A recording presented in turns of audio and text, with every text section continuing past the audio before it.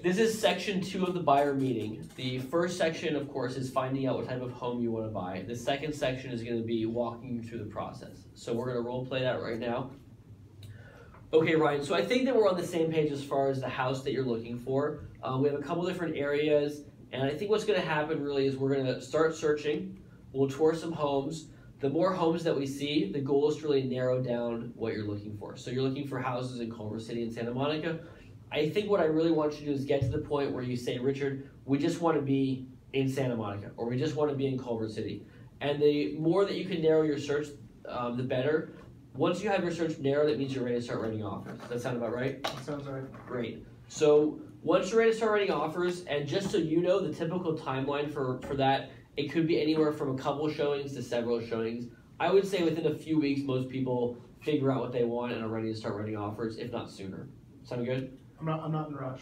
No, it's all your timeline. It's whatever's comfortable for you. I'm just letting you know what we experience typically with people. Okay. So whatever it happens for you, this is the average. Whatever it happens for you is great, but that's the goal. We want to get you to a point where you can walk into a house and say, I want to buy this house, and I know how much this house is worth.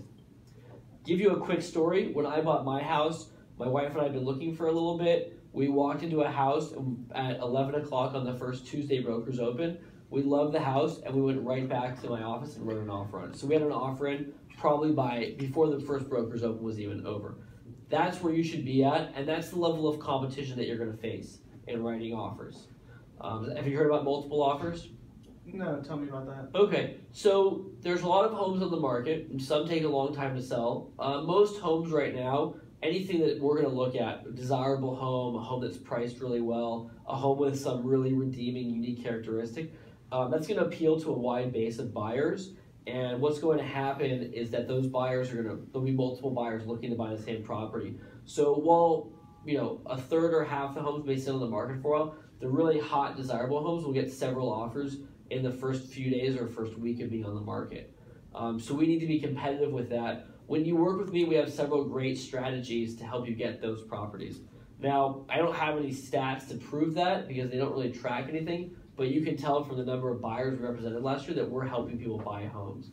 Sound good? Sounds good. Okay, so we have the multiple offers. We have a lot of different strategies. One of the best is that when you're working with me and my team is that we have a great reputation in the community, and we know a lot of the other agents in the area. So when you're working with us, we can go and use our relationship and say, we're the responsible agent you want to work with.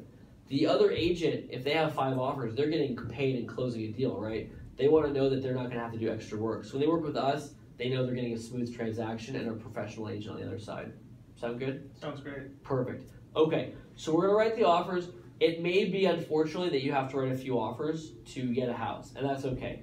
It happens. You're probably thinking that you don't want to write an offer on a house with multiple offers, because that's a common objection that we hear.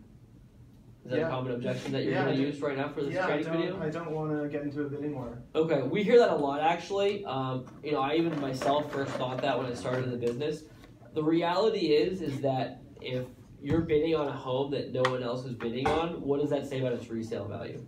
That it's desirable. That no one else is bidding on. Oh, that it's not desirable. Right. So you don't want to buy a house that no one else wants to buy. You want to buy a house that everyone else wants to buy. Because when you resell that house, it'll be the same factor, right? Sure. Perfect. Okay. So we're going to make the offers. A lot of times they're going to come back to you with what's called a best and final counter offer. So you make an offer. There's not going to be a lot of back and forth like you may have seen in the past. It's really going to be submit an offer and then submit your best and final offer. So when that happens, we'll go through it together. After that, at some point, we're going to open escrow on a property. There's a lot of things that happen in the escrow. You don't have to know all of them. That's why you hire us. You hire us to deal with all of those things that happen. Let me just tell you the big things that involve you. Sound good? Yeah. Okay, you're going to put your deposit in. I know you have a pre-approval from your friend at Wells Fargo. We're going to actually shop your loan around for you once you get into escrow. You can't shop your loan before you get into escrow because the rates fluctuate every day. So we'll take your loan to a few different lenders we work with. That's all part of our service, and we're going to have you get the best possible rate in terms on the loan. Sound good? Sounds good. Great. A lot of the time, more than half the time, we help you find a better rate than what your lender was providing to you. Perfect. So we're going to move forward. The big thing for you to do is the loan, and the other big thing for you is the inspection. Everything else, my team and I are going to handle. Have you heard about inspecting a home? No, what's that about? Okay, so when you inspect a home, you have some big areas of the house. And I don't want to overwhelm you because it's pretty simple, but I'll just tell you the whole story right now. You have foundation, roof, electrical, plumbing, sewer, HVAC, and chimney, right? There's 7 big areas to the house, right? Those are the expensive areas to fix if they need repair. I can tell you, looking at a 1920s era Santa Monica home, you're going to probably have 1 or 2 of these are deficient and need to be replaced. And probably 1 or 2 more are moderately deficient will need upgrades in the first few years. How am I going to know there's a problem? So we're going to help you get a general inspection lined up. The general inspector will give you a good overall assessment of these. It may be that you need a couple specialists to come in and do specialized assessments, but we'll get to that when we get there. So I just want to prepare you to budget. Over the first few years of ownership for Santa Monica, a 1920s home, you're probably looking at $5,000 to $15,000 of non-cosmetic work would be the average for what you're looking at. Culver City, the homes are from the 50s, so there's going to be a little bit less, but still probably in the $5,000 to $10,000 range to upgrade and repair those systems. That's outside of painting and carpet, that type of thing, right? So after the inspections, we're going to evaluate the house, and we're going to determine if the house is below average, average, or above average. Either way, we're going to try to negotiate with the seller to get some money back.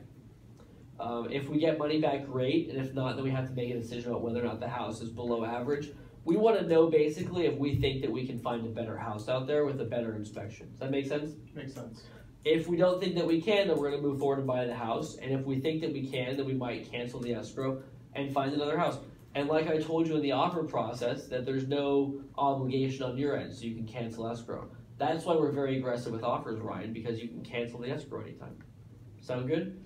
Does it cost me anything to cancel the escrow? Just the inspection cost. There's no fees or charges. Just if you pay for the inspection, that's out-of-pocket money. Got it. And that, you know what? Most people don't have to because we're pretty successful at resolving inspection problems. But once in a while it happens. That's okay. Okay. After that, we're going to wrap up your loan, wrap up some other details. Don't worry about that. You have stuff to do. It's going to take 30 to 35 days start to finish to close your escrow. And then you move in. Sound good? Sounds good. Great. End part 2.